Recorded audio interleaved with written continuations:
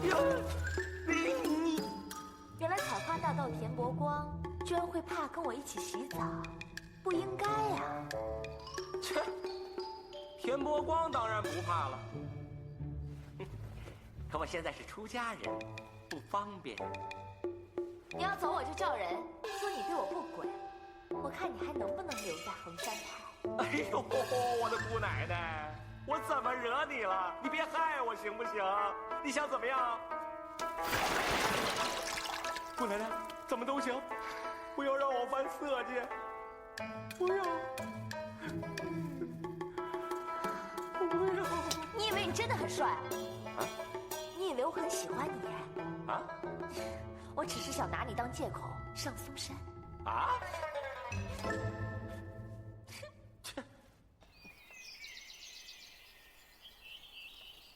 喂，等一等！哎，等等！等等！等！哎，你们怎么能这样就走了呢？那要不然呢？要走也要带上他呀！为什么？他是谁？你不认识吗？采花大盗田伯光。庵里那么多尼姑，万一哪个被他糟蹋了，你说什么呢？你们过意得去吗？我已经改邪归正了。闭嘴！不怕1万，就怕万一。好了好了，田兄，要不一块走吧？哦。哎，还有我。你又去干嘛？我去看着他呀。你们想想，你们都是大忙人，况且如果真的发生什么苟且之事，你们连看都不方便看，对不对？只有带上我，才是最明智的选择。走吧。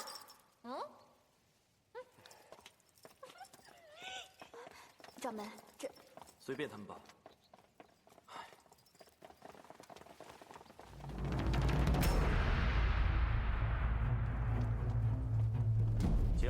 请。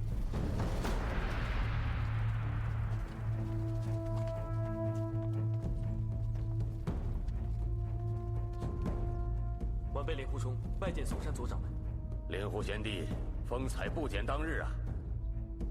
贤弟英雄年少就能出任北岳衡山派掌门，真是可喜可贺呀！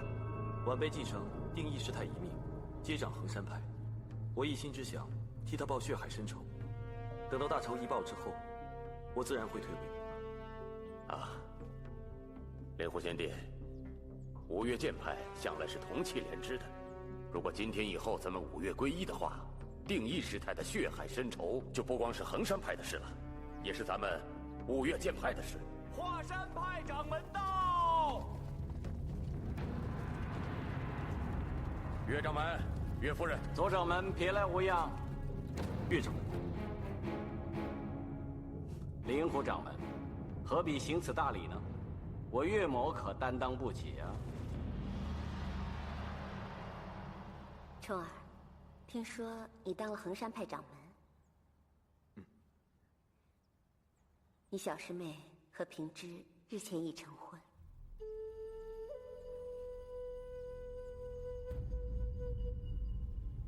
弟子知道。哈，各位，时候不早了，在下在后堂准备了丰盛的晚宴，大家赶快用膳，用完之后好好休息，明天起来再议正题。请。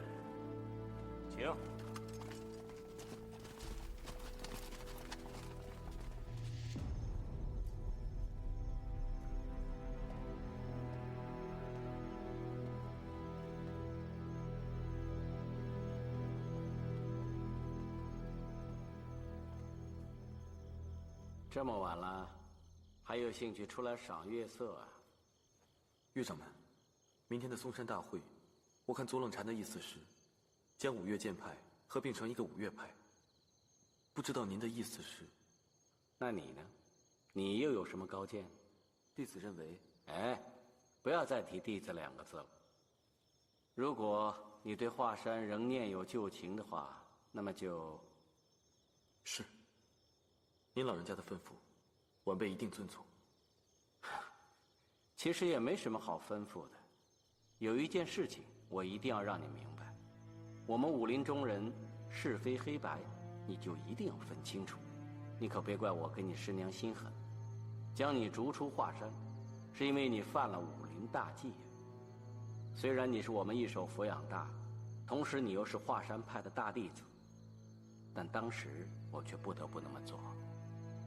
是，师父师娘的大恩大德，弟子粉身碎骨也无以为报。哎，那天在灵鹫寺中，你我师徒二人居然兵戎相见。我当时故意使出那几招来，其实是希望你回头是岸，重返我华山派门下。但是没想到，你太固执，太令我失望了。师父，那天在灵鹫寺，是弟子不对，弟子知错了。我现在最大的愿望，就是可以重返华山门下。我也不知道你说的究竟是真是假。现在的你贵为衡山派掌门人，发号施令是何等的风光自在啊！你又何必重返我华山呢？况且以你现在的武功，我也未必再当得上你师傅了。师父，那些武功我一点都不在意。我现在最大的愿望，就是重返华山门下。从此以后，弟子会痛改前非，听从师父师娘的教诲。先起来，来。好了，这件事以后慢慢再商量吧。哦，瞧着天色也不早了，该回去休息了。好，师父，你也早点休息。嗯。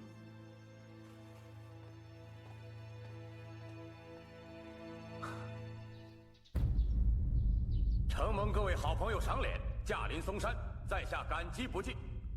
各位朋友来此之前，相信大家必定知道，今日就是五岳剑派同心协力归并为一派的大好日子。我们五派向来同气连枝，100多年来互相照应。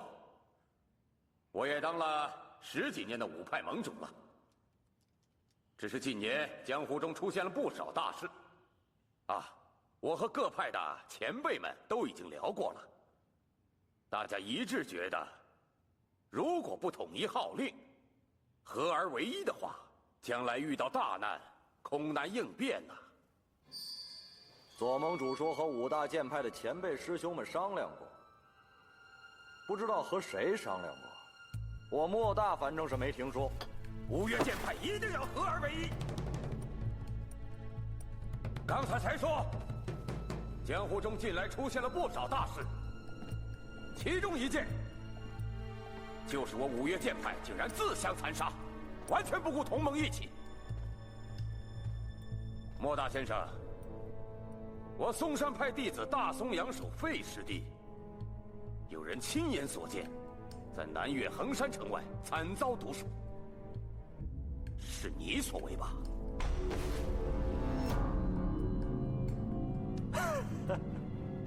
左盟主说笑了，以我莫大这点微末道行，如何杀得了嵩山派的大松阳守呢？若是光明正大的打斗，你莫大还真不是我费师弟的敌手。但是暗施毒手的话，以你南岳衡山千变万化的剑法，再高的高手也难免要遭其所害。莫大先生，我们仔细查看了我费师弟的伤口，发现伤口都被刻意处理的血肉模糊，但是下手的部位可是掩饰不了的。这些不过是左盟主的妄加猜测罢了，做不得数的。我们五岳剑派合而为一，是近年来武林中最大的盛事。莫大先生，你也是一门的掌门，应该知道凡事以大局为重，私怨为小。只要有利于我们五派，个人恩怨都可以放在一边。莫大先生，你也不必太过着急。费斌是我师弟，但只要五岳剑派合而为一，咱俩也是师兄弟。死者已矣，活着的人不必再造杀孽。莫兄，你说对不对？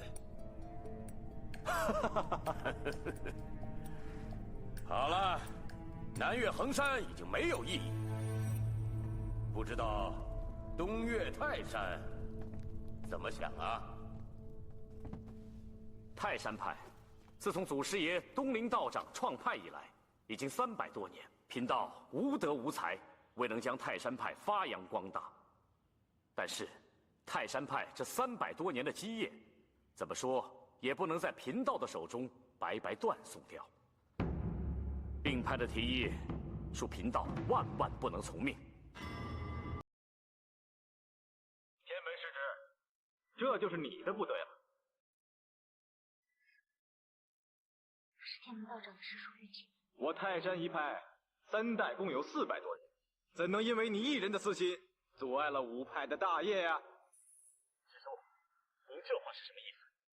是指自从执掌泰山门户以来，有哪一件事不是为了本派的声誉和基业着想？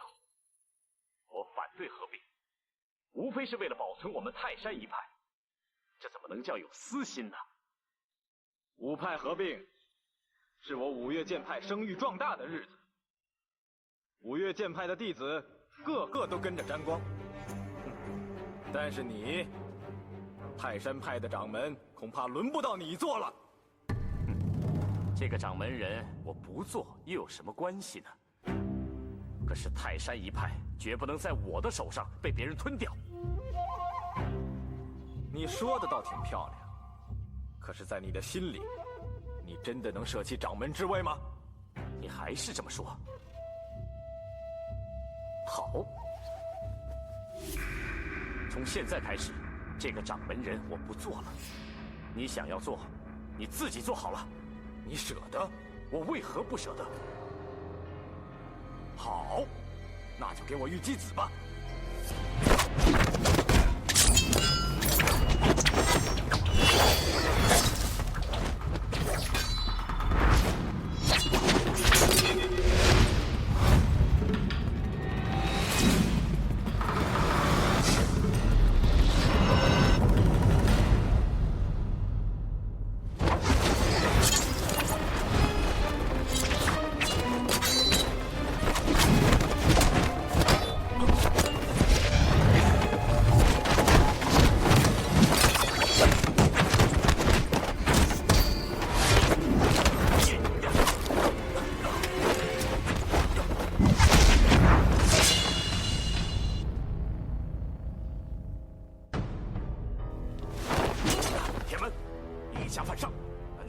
戒律了吗？你也亲眼看到，刚才玉姬师叔所做的一切了。不错，我的确是亲眼看到，你将掌门之位传给了玉姬师兄，推位让贤是件好事。既然玉姬师兄已是本派的掌门，你仗剑行凶，对他无礼，这可是欺师灭祖、犯上作乱的大罪。是，刚才是我一时之气，可本派掌门之位怎么能够草草传授呢？就算是要传授，也不能传授给这个乌龟王八蛋！住口！污言秽语！你居然说出这种话，还配做掌门吗？就掌门退位，新掌门接任。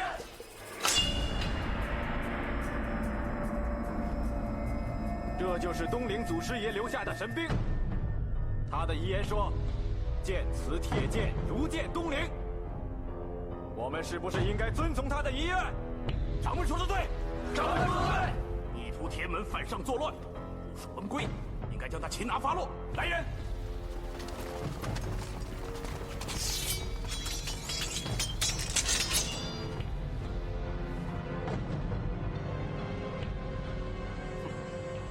哎，看来是左冷禅预先安排好的陷阱啊。好，你们要打是吧？那就拼个你死我活！完了完了！这天门道人脾气暴躁，3言2语就着了玉姬子的道，他死定了。天门等人听令，本掌门令你们弃剑投降，难道你们要违背祖师爷的遗训吗？废话，你有什么资格做本派的掌门？泰山弟子听令，这件事情与你们毫无关系，只要你们弃剑归顺，本掌门一定既往不咎，否则严惩不贷。如果你敢在祖师爷的剑前立下重誓，发誓不会将祖师爷辛苦所创的泰山派淹没，我们拥护你做掌门人也没有问题。可是如果你将泰山派出卖给嵩山派，那你就是我们泰山派的千古罪人。就算你死了，也没有脸面去见祖师爷。天门师侄，这五岳剑派就是连嵩山也一样要除名。五岳派的五岳也包括泰山派在内，这有何不妥？你们这群叛徒，一定是受了左冷禅的收买。你们大家听着，要杀我可以，要我归降嵩山派，这是万万不能。你不听本掌门铁剑的号令，小心死无葬身之地。各位忠于泰山派的兄弟听着，今日我们要死战到底，血溅嵩山，死战到底，绝不投降。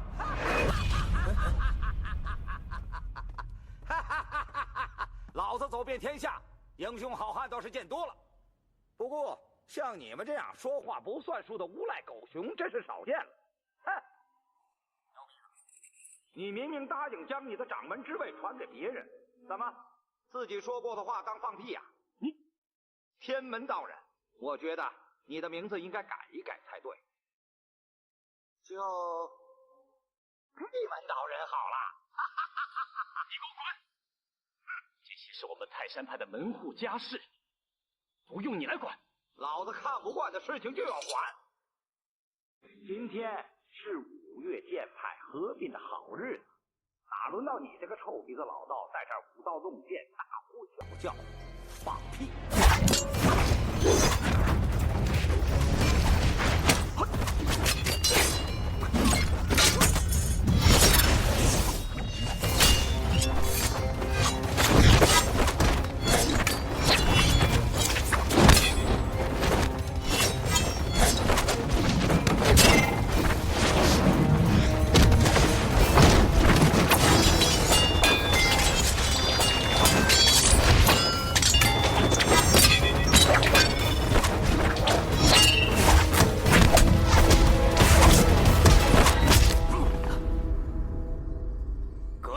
偷袭，并非英雄之辈。敢问阁下，尊姓大名？哪个弟子再敢多说话，我就打你的师傅！你这狗贼，要杀便杀，不要侮辱我！你这个臭牛鼻子，这点侮辱都受不了了，还当什么掌门呢？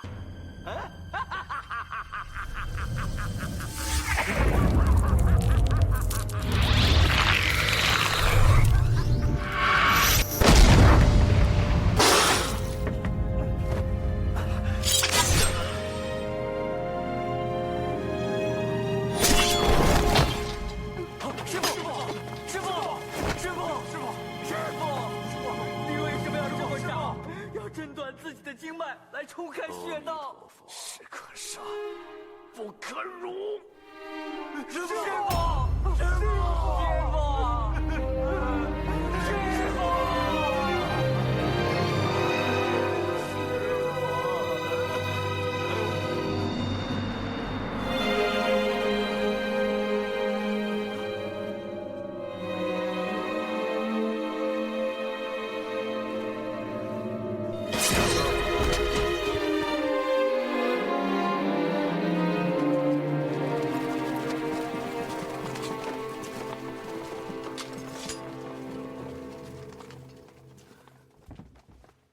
哎呀，可喜可贺，可喜可贺呀！玉姬道长，恭喜你成为泰山派的新任掌门。噗，不要脸！左冷禅竟然派青海一霄来对付天门道长，哼，太不要脸了！玉姬兄，那你看对五岳剑派合并之事，意下如何呀？五岳剑派合并，对于我们五派上上下下只有好处，并无坏处。只有那些私心太重、贪图名利、不顾大义的人才会反对。左盟主，在下执掌泰山门户，对于五派合并之事全心全意赞同。我泰山派一定会在左盟主领导之下发扬光大。如果五派之中有谁反对，我泰山派绝不放过。泰山派全体赞成合并，如果有人妄持异议，我们誓不罢休。誓不罢休，誓不罢休。他们怎么说的这么轻？他们早就练熟了，要不然怎么每个字都会说的一模一样？好了，五派之中，东岳泰山，南岳衡山，两派已经同意并派，看来还真是大势所趋呀。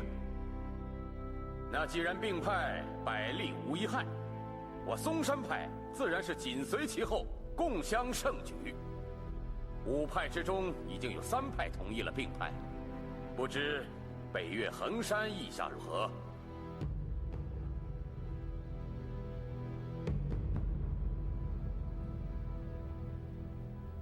衡山派前任掌门定义师太，以前曾多次和在下商议合并之事。对合并之事，他可是极力赞成的。左掌门，这话说的可就不对。毕派前掌门在圆寂之前对合并之事是极力反对、痛心疾首的。现在他老人家已经逝世了，但是你以个人的意见强加在他身上，与理不合。你师父生前武艺高强，见识不凡，是5岳剑派中我最佩服的人。可惜呀，灵鹫寺中遭奸人所害。倘若他老人家依然健在，这5岳掌门非他莫属。可惜这位佛门女侠大功未成身先死，实在是可惜呀。左掌门，喂，左掌门此言差矣。定义师太曾经亲自跟我说过，5岳剑派之中，他最想推举做掌门的就是左盟主你呀。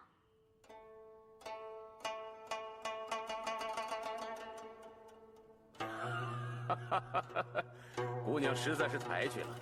哦，左某不才，怎么能跟老前辈相提并论呢？相去甚远，相去甚远。哎，不过还未请教姑娘尊姓大名啊？哦，失礼失礼，在下便是名震江湖的5仙教教主蓝凤凰。好，当然了，现在5仙教只有我一个人了，所以教主是我，教徒也是我。啊，久仰久仰。久仰？不知道你是久仰我武功高强，还是见识不凡呢？通通久仰。那你真是过奖了。说到武功啊，我蓝凤凰算什么呢？只不过比你左掌门高那么一点点而已。是吗？当然了，定义师太也是这么说的。定义师太还说了，如果5岳剑派一定要合并的话，那能够做掌门的人，应该就是左盟主你呀。不知道你意下如何？前辈虽然这么说，但是在下还是不肯当。你先别高兴得太早了。定义师太说了，您呢非常不错，是一位英雄人物。不过可惜他私心重，心胸窄。如果让他做了掌门，弟子们全都要受苦。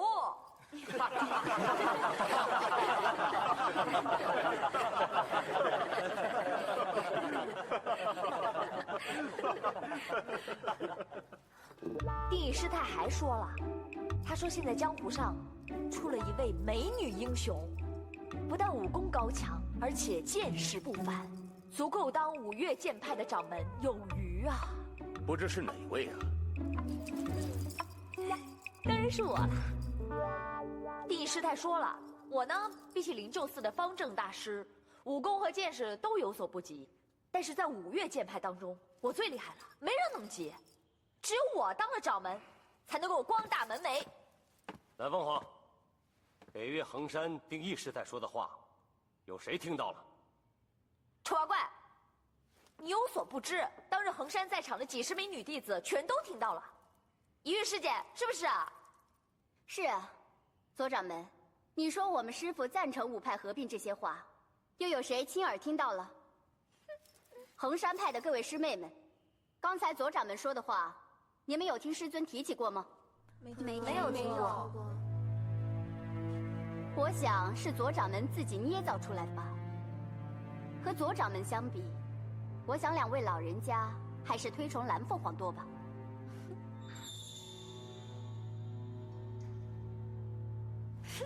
对，大家都听到了，我蓝凤凰没骗你们吧？定义师太亲口跟我说，虽然5岳合而为一，但是泰山、华山、南岳衡山、北岳衡山还有嵩山，各处东南西北中很难真的合并在一起的，所以呢，特地请我分驻五山，每年呢在这儿住2个月，在那儿住2个月，然后再去你那儿住2个月，逍遥自在啊！岂有此理！我大功告成之后，我杀了你这个贱女人，我誓不为人。哎呀，不对，我要是每天都忙于公务，那我就没有时间成亲了。不行不行，绝对不行！哎，我决定了，5派还是不要合并了。说得好！莲湖掌门，你执掌北岳衡山派门户，对旗下弟子不严加约束，任由他们在天下英雄面前胡说八道。蓝凤，快回去。左掌门，十分抱歉啊，这位姑娘虽然心直口快，但她绝不是造谣之人。我们前任掌门定义师太所传的遗言，由她转述出来，应该会比不是本派的人转述更为可靠啊。北岳衡山派对5派合并之事是赞成了。我们衡山派并不是不赞成5派合并，只是华山派的岳掌门是在下的昔日恩师。现在我虽然已经改投别派，但恩师昔日的教诲，在下不可忘记。这么说你是听岳先生的了？不错，我们衡山派决定与华山派并肩携手，共同进退。岳先生，哎呀，岳大掌门，衡山派的灵狐掌门以你马首是瞻，那不知岳大掌门对合并之事怎么看？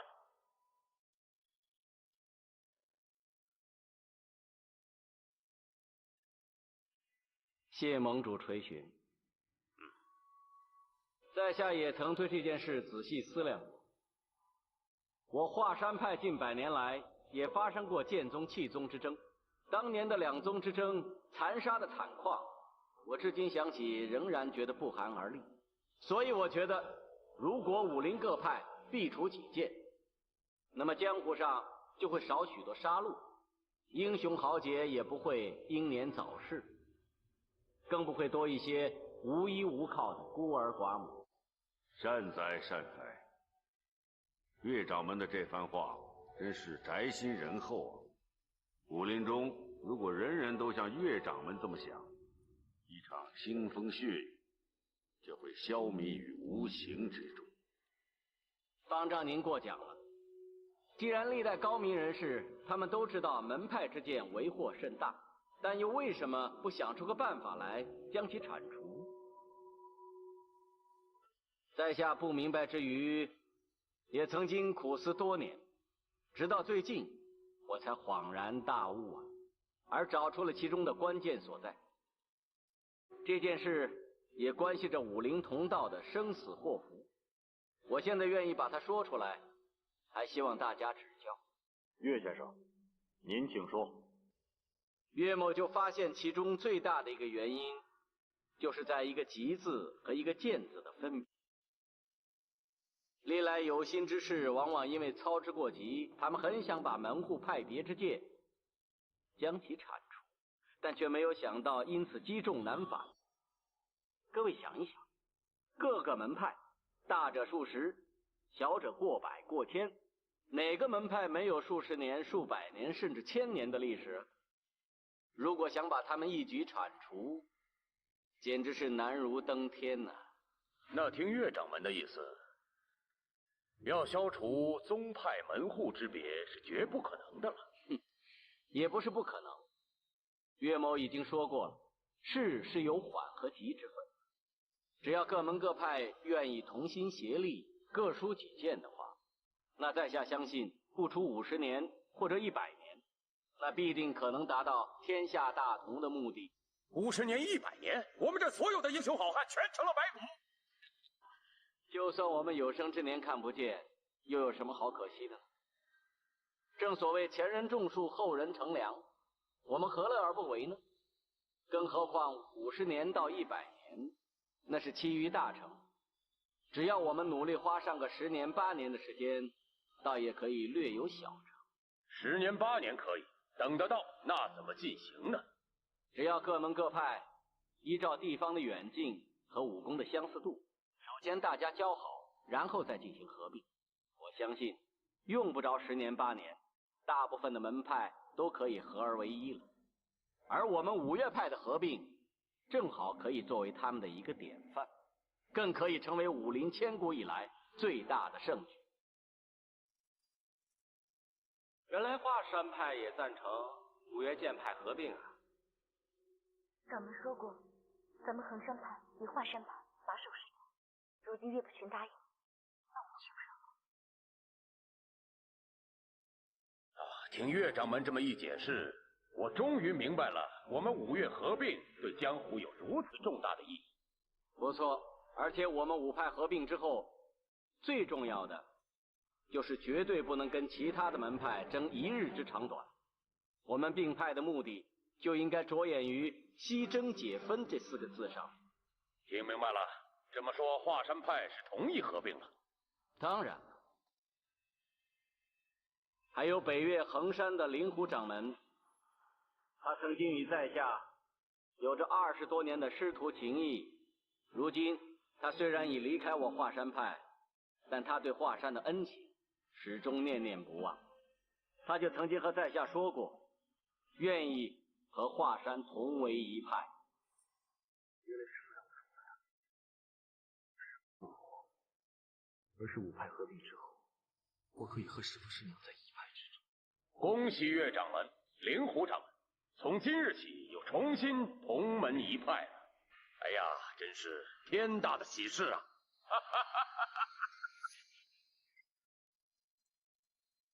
不妥，这件事儿非常的不妥。想当初我们把衡山掌门让给令狐冲的时候，我们是有条件的，一定要给定静、定义2位师太报仇。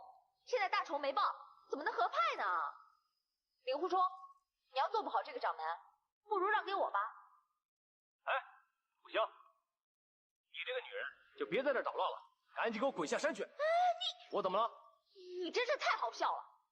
你们嵩山派千方百计要把五派合并，现在衡山最大的美女英雄站在这儿，你这叫我滚下去？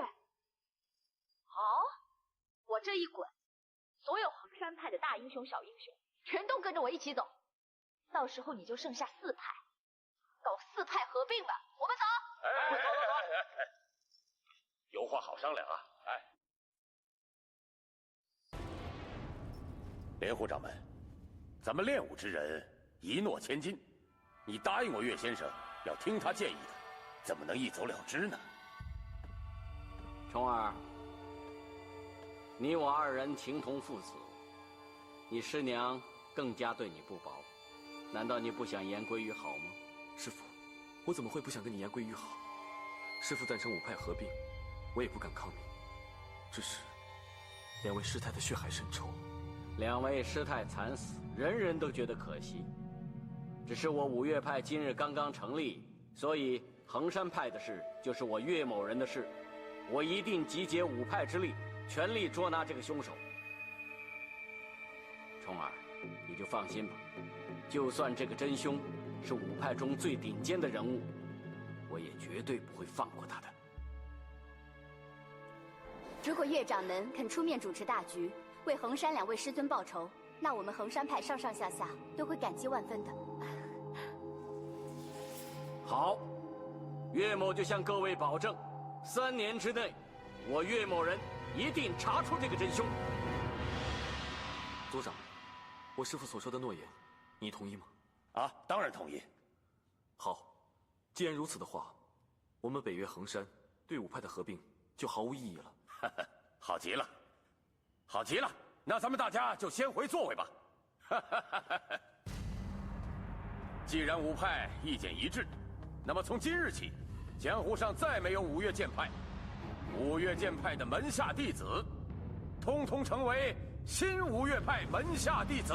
哎，算了，既然你们大家非要将5岳剑派硬塞成5岳派的话，那我蓝凤凰也只好顺理成章、信口开河，勉勉强强就答应了。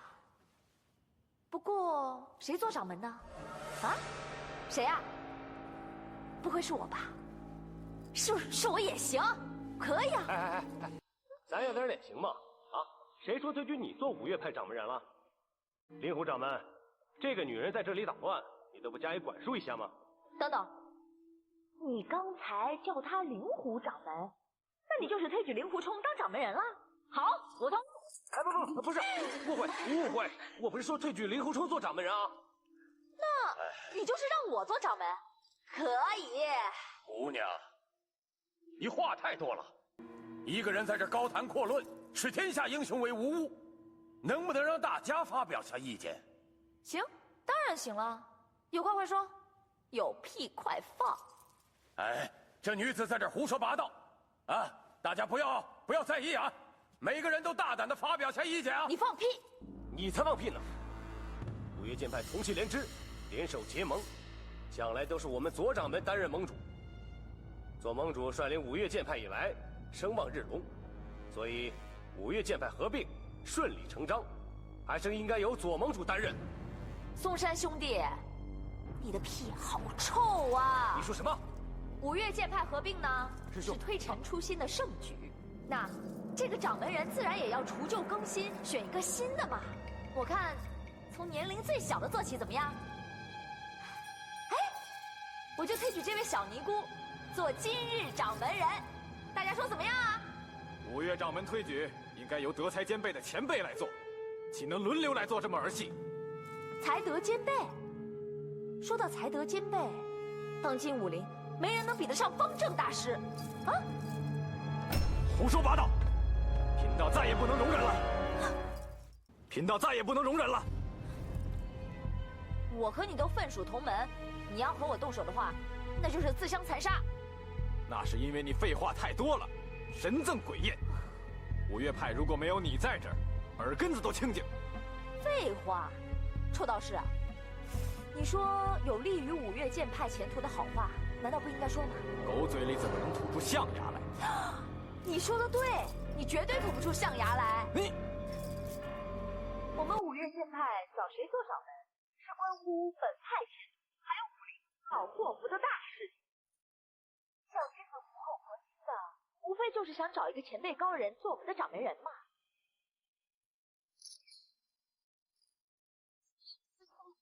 你居然想找一个给了你3000两黄金，还有4个美女的人做掌门人？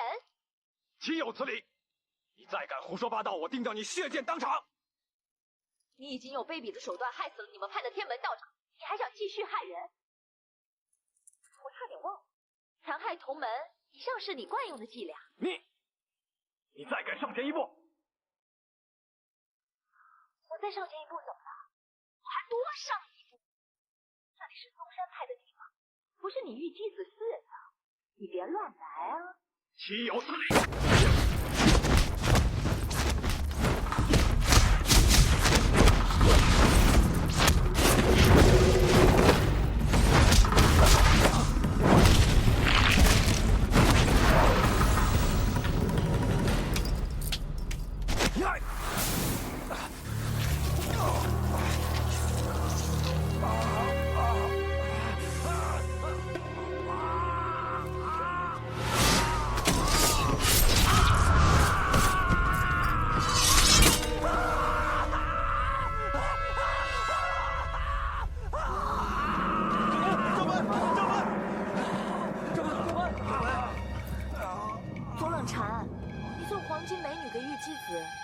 是想让他推举你做掌门，你现在就把他双手给砍断了，你想杀人灭口！我要是再迟片刻出手的话，他早被你双手上涂的毒给毒死了，还有命吗？你还在这说风凉话！左盟主，你又自作聪明了不是啊？我刚才拉着玉姬子，那是想跟他开玩笑嘛。今天是五岳派开山立派的好日子，哪会有人在这杀人这么荒谬呢？反倒是你出剑这么鲁莽，你脑子简直是糊涂啊！你看，你把人家玉姬子双手都给砍断了，你害得他现在两袖清风，两手空空的，你叫他以后怎么做人啊？啊？大家分属同门，有事情应该好好商量啊，何必下手这么狠毒呢？怎么蓝凤凰今天说的每句话，都正中左冷禅的要害？他不可能突然间脑子变得这么清醒，一定是有人暗中指点的。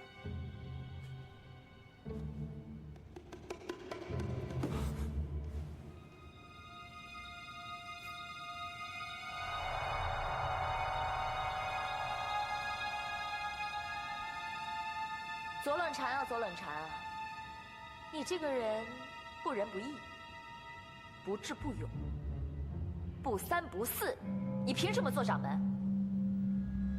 不过不要紧，大家不用担心。师兄，自古英雄出少年，我现在呢就推举一位剑术无双的少年英雄做掌门。你们要是有谁不服，可以跟他比比剑术。灵狐少侠，他现在是衡山派的掌门人。他和华山的岳先生呢，以前是师徒关系。他和南岳衡山的莫大先生呢，又是好朋友。哎，那至于泰山那帮道士呢，相信多半也不是蠢材吧，自然是拥护的多，反对的少。那现在5派之中，已经有3派都赞成了。5岳剑派，应该人人都用剑吧？那自然是谁的剑术高，就应该谁做掌门。我说的没错吧？左冷禅，你要是不服的话，可以跟令狐冲比比剑术，这就叫比剑夺帅。好啊！哎，来，比剑夺帅，比剑夺帅，比剑夺帅，比剑夺帅。明日左某准时在此恭候大驾。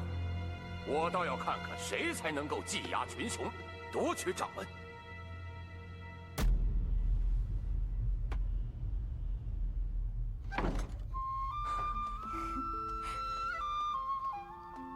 真是没想到，今日能在这里见到你，我就觉得奇怪。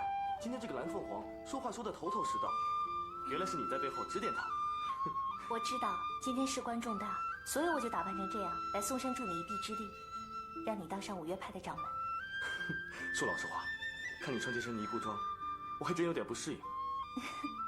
哎，你别忘了，你是魔教的圣姑，是所有正派人士的死敌，你知不知道你这样很危险啊？为了你，我什么都不怕。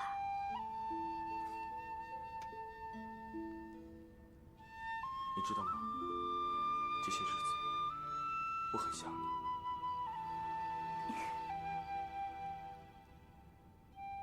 冲哥，我早就料到风善太推举5岳派掌门一定波澜重重。你看这岳不群，狐狸尾巴马上就露出来了。我也没想到，我师父会赞成5派合一。你师父就是利用你这个弱点，用昔日的师徒之情来打动你，让你对他没有戒心。其实岳不群比左冷禅更有心机，左冷禅只不过是个小人，而岳不群却是伪君子。你是说我师父他会利用我？我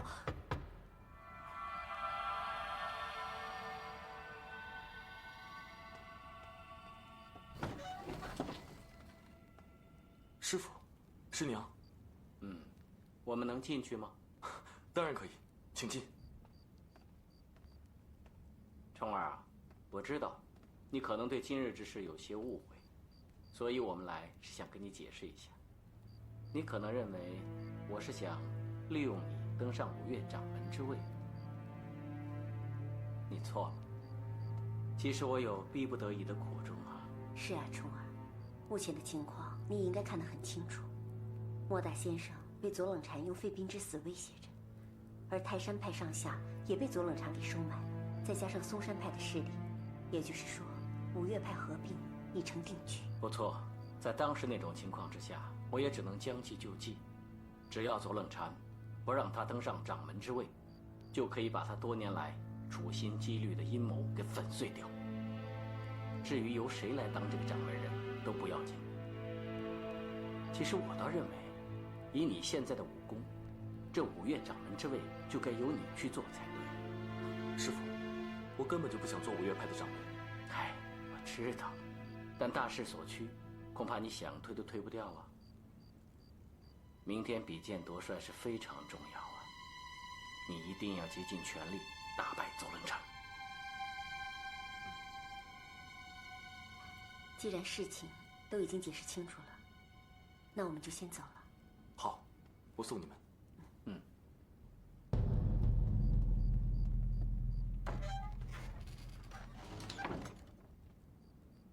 你相信他说的话吗？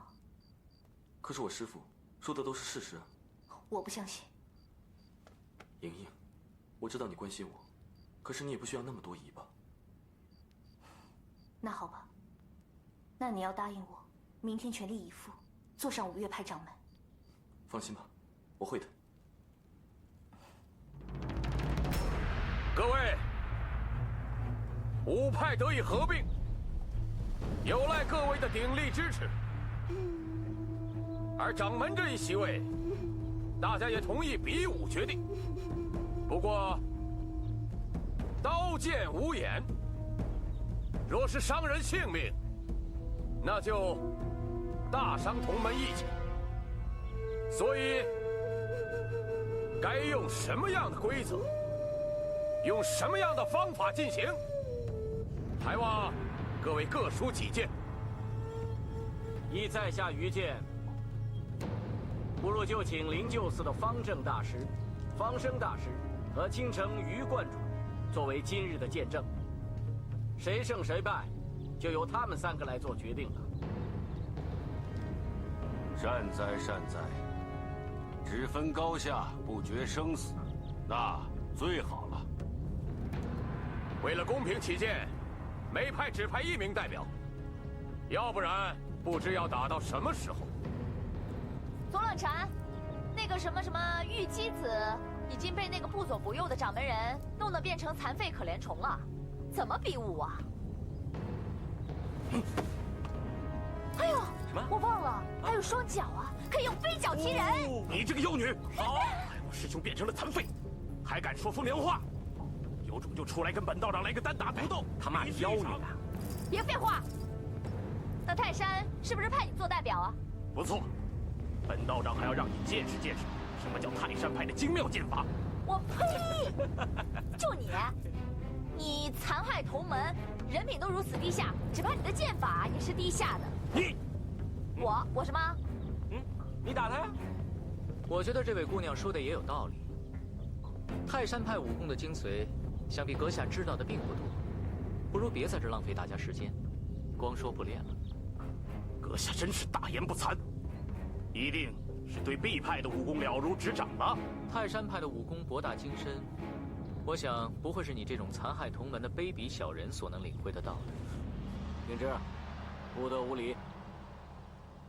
岳掌门，这就是你教出来的好徒弟、好女婿，竟然连泰山派的武学都不放在眼里，在此胡乱批评。道长，你怎么知道他是在胡乱批评呢？那好，我就用泰山派的功夫来会会你的高招。哼，贵派的武学，玉庆子一向十分佩服，但是想不到，这华山派的人，居然会用泰山派的剑法，啊！这我可是第一次听说。我爹要做五岳派的掌门人，自然要对每一派的武功都了如指掌，否则，就算是技压群雄，也不能算是真正的五岳派掌门呢。岳不群也想做五岳派掌门，那还用说？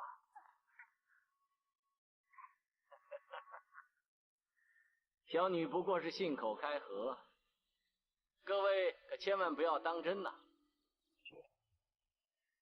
原来岳掌门已经精通了五岳派所有剑法，这可是五岳派创派之大事。今天，我倒要向姑娘请教一下泰山派的剑法。好。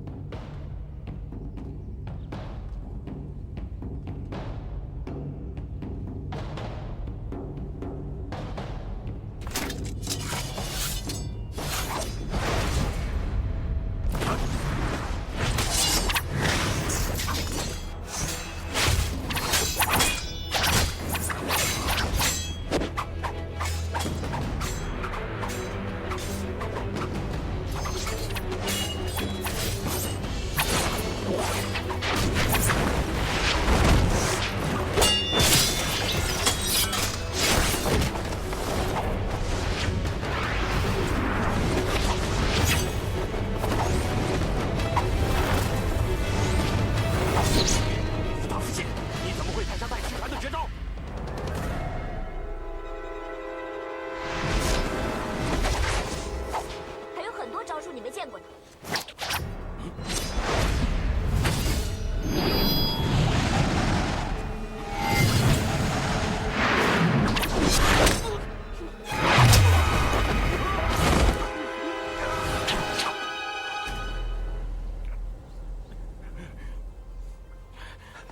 师叔，师叔，师叔，师叔，慢点，师叔。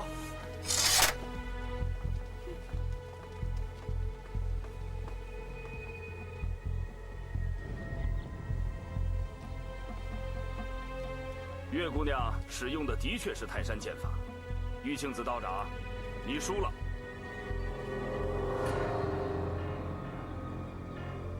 冲哥，这几招泰山剑法是你教他的吗？我知道，石洞里的秘密终于被他们发现了。他们所有的招式都是从石洞里学来的。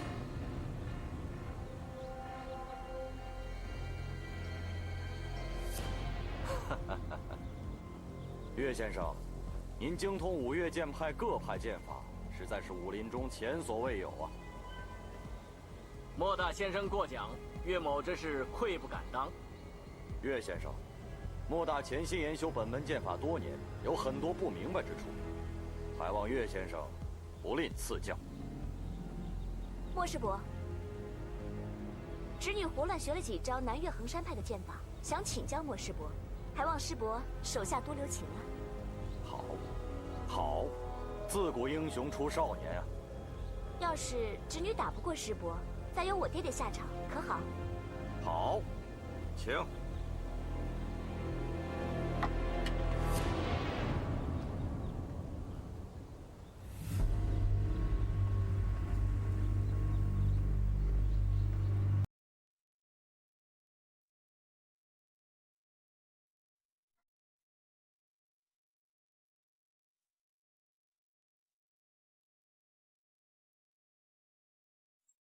还望莫师伯承让。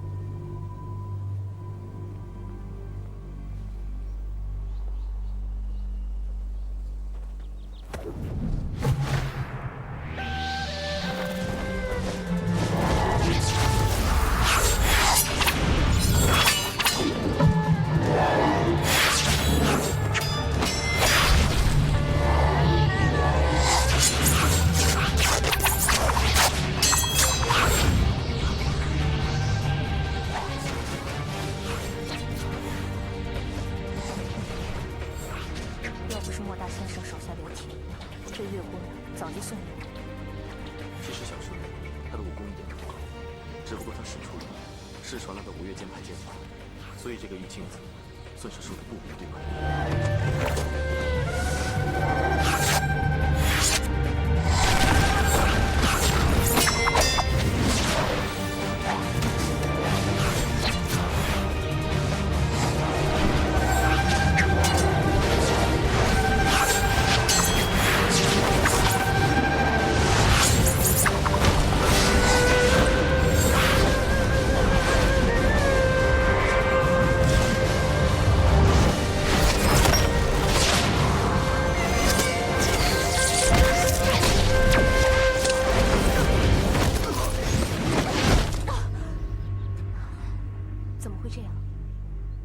这一招就是当年那石洞之中，魔教长老破衡山派的剑法之一，只不过他们当时用的是铜锤，小师妹用原石来代替。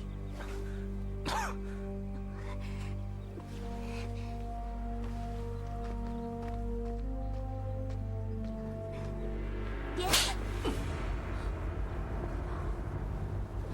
爹，人家莫师伯分明是让着你，居然敢将莫师伯打伤！莫师兄，小女不知轻重，将您打伤，还请莫师兄多多见谅。将门虎女，果然不凡。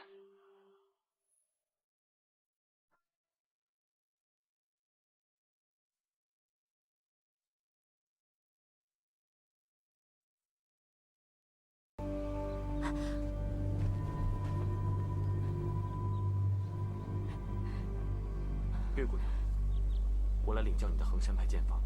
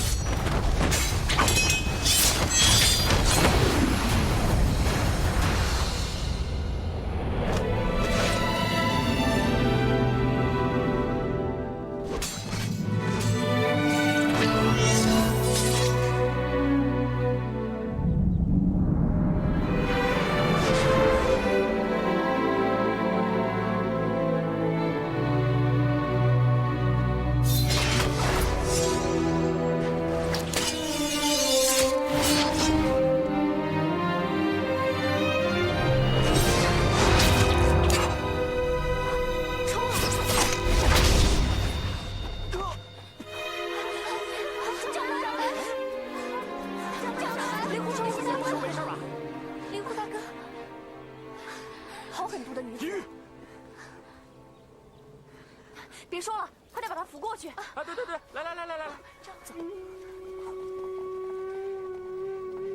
来，坐这。拿止血药。好。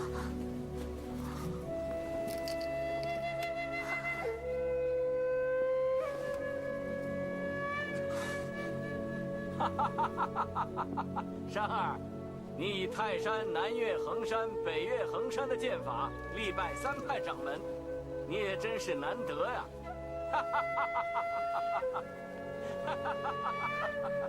不知他性命如何，只要他能不死，我便。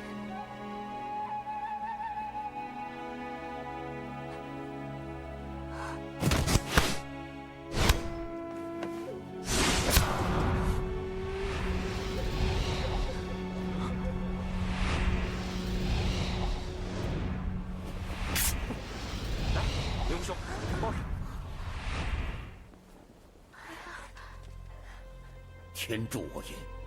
本来我之所惧，不过就是令狐冲这个后生小子。如今他自甘伤于小姑娘剑下，自5月中再无可虑之敌。原以为华山派以紫霞气功闻名，今日方知华山一派在岳先生的精心钻研之下，连衡山、泰山、衡山诸派剑法也都通晓。不但通晓，而且精绝，实在令人赞叹不已。这5岳派掌门一席，只怕是要……岳姑娘以一身而能精通我5岳之4派剑法，实属稀奇可贵。倘若再以嵩山剑法赢了我手中长剑，我们当以岳先生为掌门。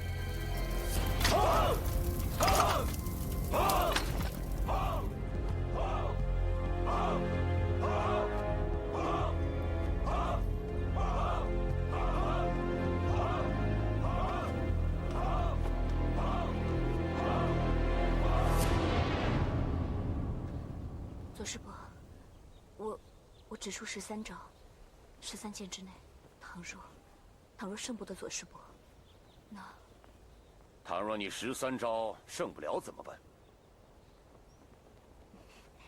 侄女哪能是师伯的对手？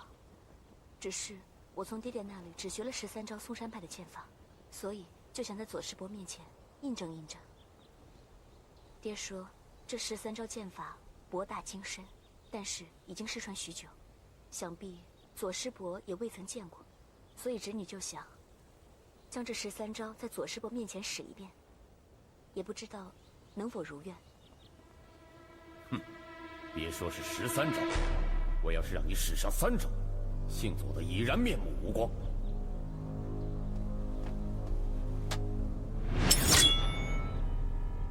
请吧。这是什么武功？爹爹可没教过。算了，事已至此，怕也没有用。左师伯，还望你手下留情，侄女献丑了。什么招数？像我4个正派17路剑法之中，4个里面1招比一个长，这可奇了。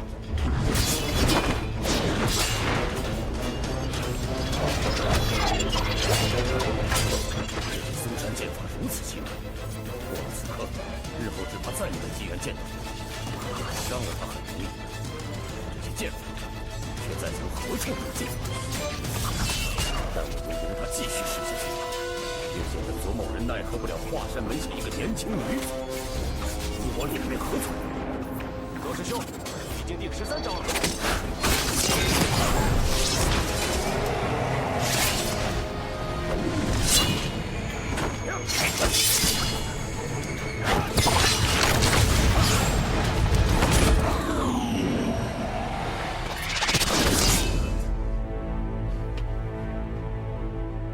多谢左师伯承让，让侄女在你面前班门弄斧，使了13招嵩山派的剑法。13招，不容易，很好。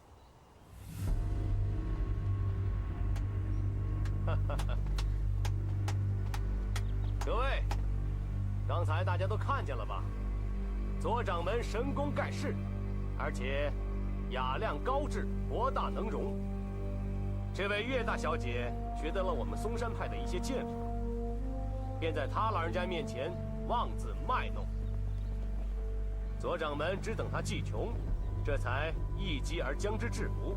足见武学之道，贵精不贵多。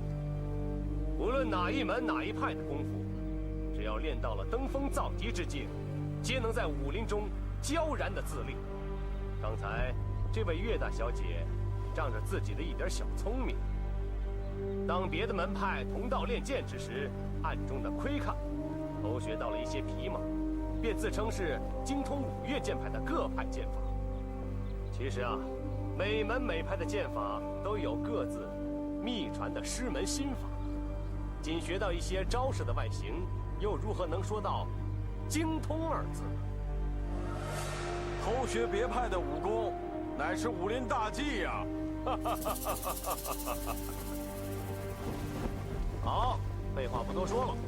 刚才玉庆子和莫大先生分别败在了岳大小姐的手下，而岳大小姐又败在了左掌门的手下。所以，五岳派合并之后，掌门一席，非左掌门莫属。而由此可知，一家之学练到登峰造极，总比那些贪多嚼不烂的大杂烩要高明得多。有左掌门出任！有左掌门出任！有左掌门出任！有左掌门出任！有左掌门出任！有左掌门出任！有左掌门出任！有左掌门出任！为了公平起见，五岳派之中，若有谁能够自信胜得了我们左掌门的，便请出来一显身手。好，既然没人愿意出来的话，那就说明左掌门是众望所归。那就有请左掌门出任五岳派掌门一职。五岳派中人才济济，左某何德何能，实不敢当此重任。五岳派掌门一职位高任重，还请左掌门勉为其难，替我们五岳派众弟子造福。请掌门登坛！请掌门登坛！请掌门登坛！请掌门登坛！请掌门登坛！请掌门登坛！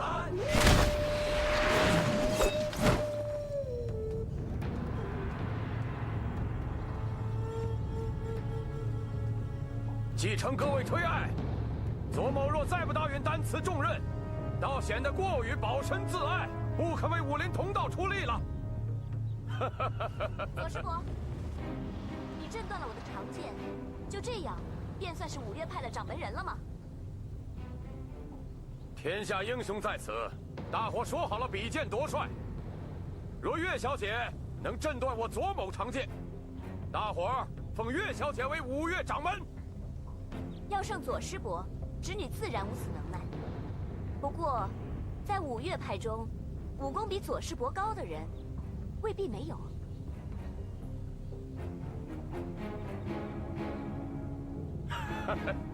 那么以岳小姐之见，在五岳派中剑法武功在左某之上的，是令尊呢，还是令堂呢，还是尊夫啊？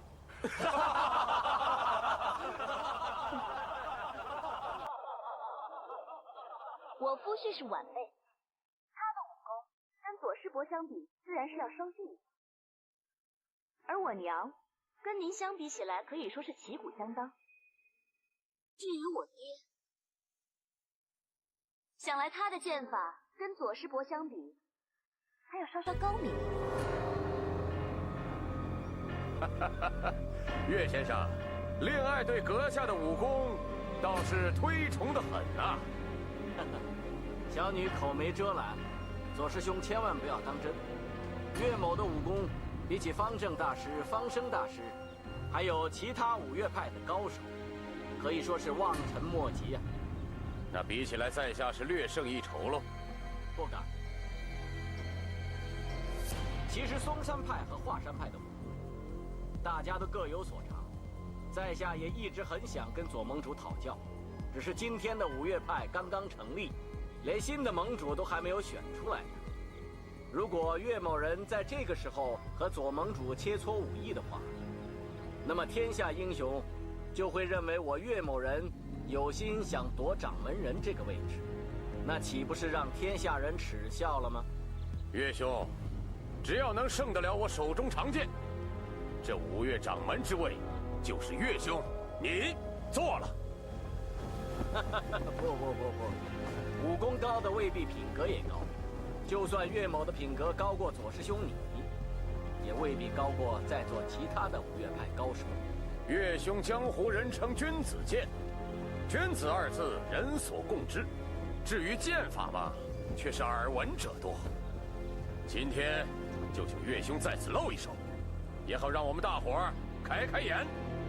岳掌门，满口仁义是没用的，拿点行动出来吧！上台比剑，上台比剑，上台比剑，上台比剑，上台比剑，上台比剑，上台比剑，上台比剑，上台比剑，上台比剑，说呀，拿出点招来！你岳不群不知如何学得了五岳剑派一些失传的绝招，本来可以攻我一个不备，但偏偏棋错一招，让女儿先耍了出来。我既有准备，你又奈我何？今日若不当着天下豪杰的面前，将你这伪君子打得从此抬不起头，我这五岳剑派掌门又如何能坐得安稳？上台比剑，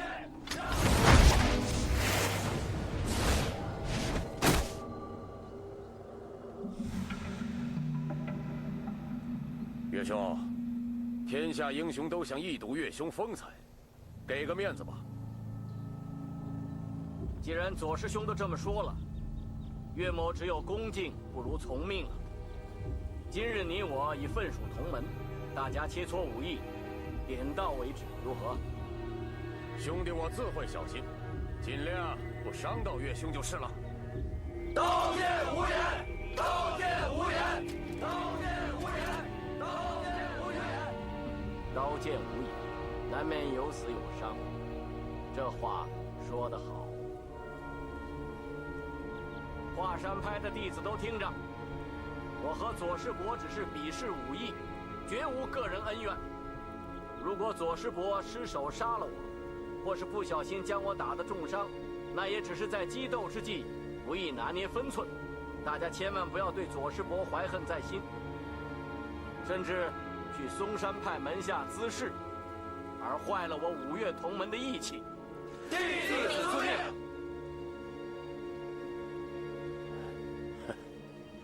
岳先生深明大义，以本派义气为重，那是最好不过。我们五派合一本来就是件十分艰难的大事，倘若因为你我论剑较技而伤了和气，让五岳派的同门大动干戈的话，这岂不是与我们并派的目的背道而驰了吗？好，很好，此人已心生怯意，我正好趁势将他一举制服。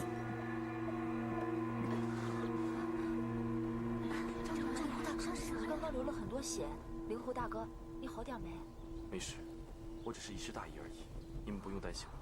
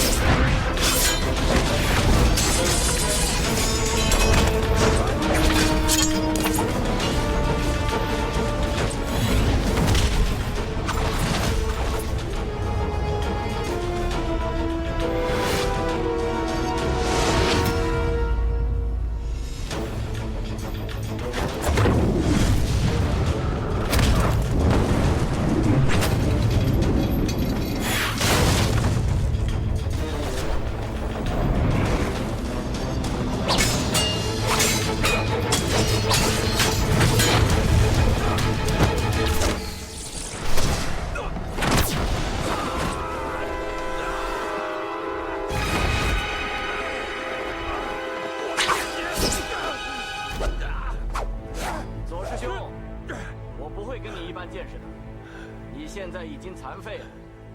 刚才我就说过，刀剑无眼，所以左师兄可别怪我。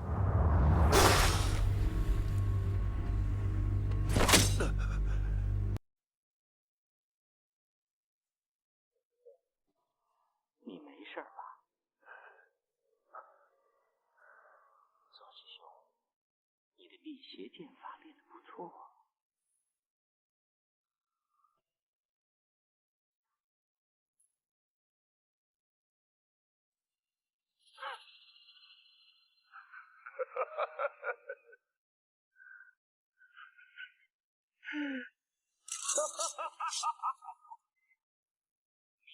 宣判灭了吧！哎，大丈夫言而有信。既然说好是比剑夺帅，岳先生武功在我之上，我们就应该封岳先生为掌门。师兄，我们走。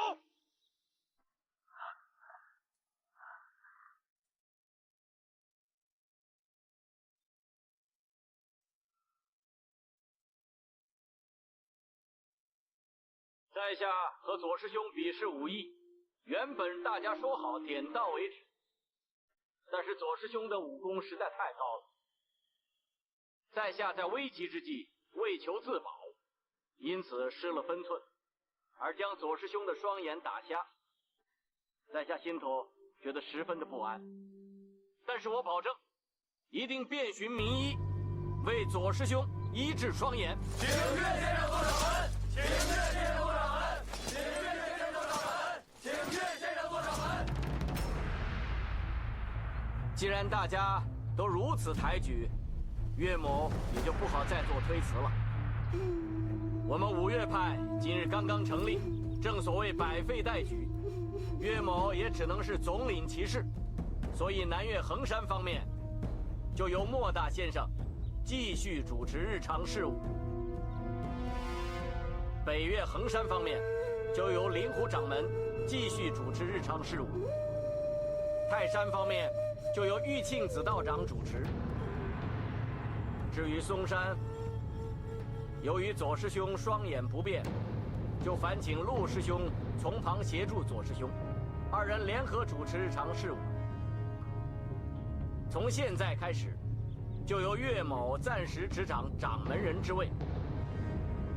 不过派中的大小事务，还需各位从旁协助，从长计议。现在天色已晚，我想大家都已经累了吧，请到嵩山本院休息。岳某将设下盛宴，款待各位。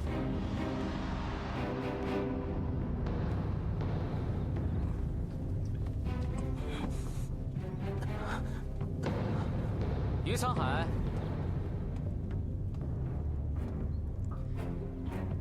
今晚3更，我在这里等你。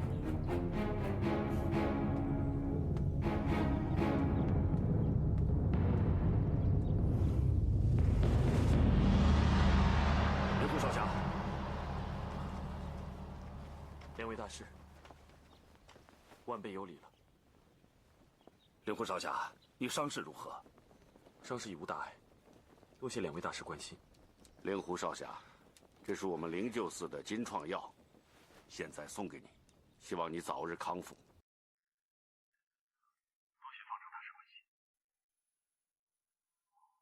本座明白少侠的心，既然事已至此，少侠无需自责。灵狐少侠，所谓人心难测，害人之心虽然不可有，但是防人之心不可无。以后你要小心一点，伪君子往往比真小人还要可怕。